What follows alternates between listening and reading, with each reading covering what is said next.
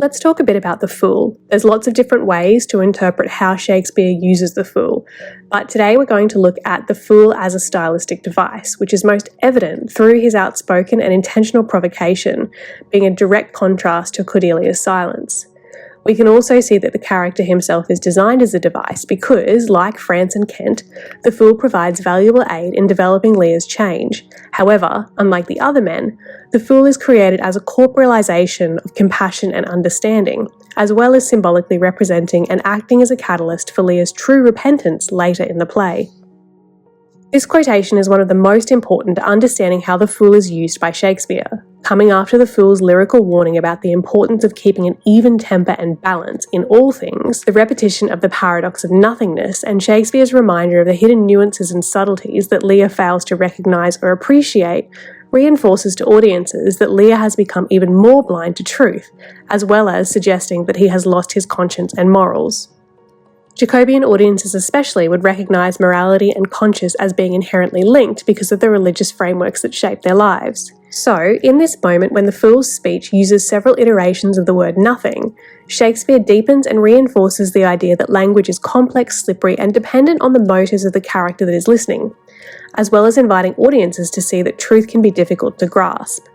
The concepts of truth, loyalty, and love are apparent here, and the fool's characterization can be used in many arguments relating to these concepts. Also in this moment in the play, Shakespeare brings us back to the financial motif to show that the fool understands every aspect of Lear's character, even when Lear doesn't understand himself.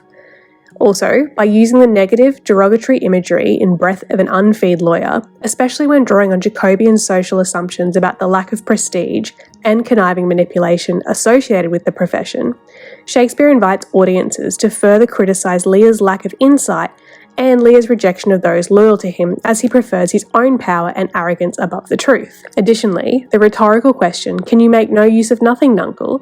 affirms for audiences that Lear is both blind and a hypocrite, as his response to the fool's words invite audiences to take up the position that Lear's action of prematurely giving up the throne is an irresponsible one.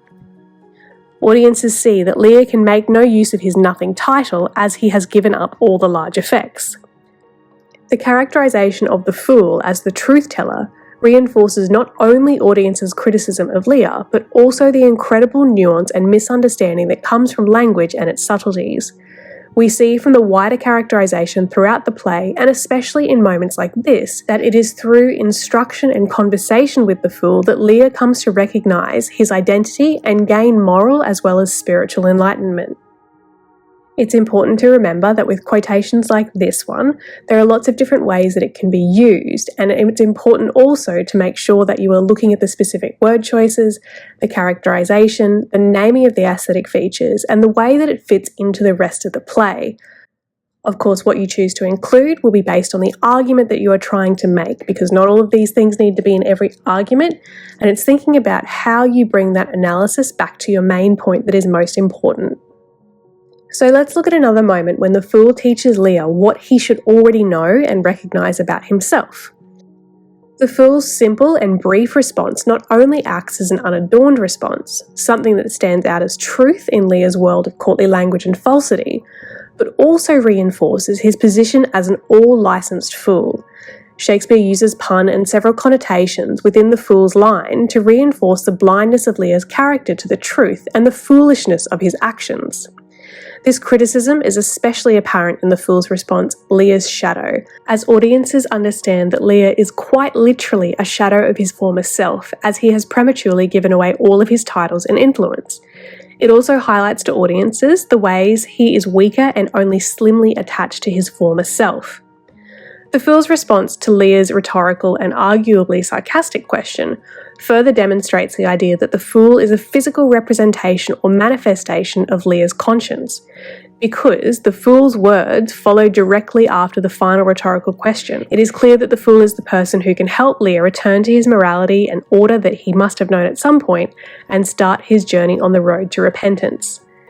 As an additional note, the word shadow is also another representation of the paradoxical idea of nothing, which can position audiences to see the complexity of speech, the falsity of speech when it doesn't meet the action, the falsity of power and control, and the notion that misunderstanding, particularly purposeful, will inevitably lead to destruction.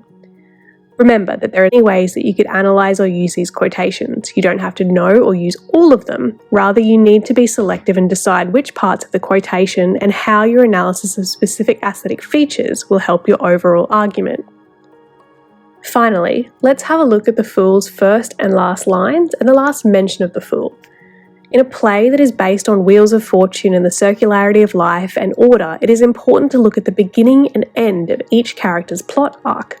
Remember that Shakespeare uses the plot and its purposely circular construction for specific reasons, which we can analyse. The brief space given to the fool on stage between Act 1, Scene 4 and Act 3, Scene 6 characterises the nature and function of this all-licensed fool. The brevity of his life and the sometimes frank and sometimes crude language has much in common with Cordelia's abstract language and function as a character. We can see that the silence of Cordelia's nothing in the love trial is supplemented by the verbosity of the fool's language, as well as his generally direct criticism of Lear. While Shakespeare often uses humour and sometimes obscure lyrical choices to invite audiences to take up a positive perspective on the fool and further condemn Lear's actions, the truth in the fool's words is never clouded. Audiences are invited to see that the fool views things from a broader, proper perspective, providing short-sighted Lear with a long-range, detached and somewhat sarcastic conscience. Often, the fool is used to enhance the dramatic irony, and his appearances are often associated with this aesthetic feature too. The necessity of the fool is only further evident in the modality of Kent's final command that the fool must not stay behind. Kent, as one of the most insightful, truthful characters, eventually recognises the fool's necessity, inviting audiences to have the same perspective as Kent. It can be argued that the fool is even more perceptive though, as the fool's "I'll go to bed at noon" evidences his shrewd understanding of his fulfilment of his role, as the word noon represents a closing off of the day and a clear change into something new, which we see the character of Lear undergoing and about to undergo even more.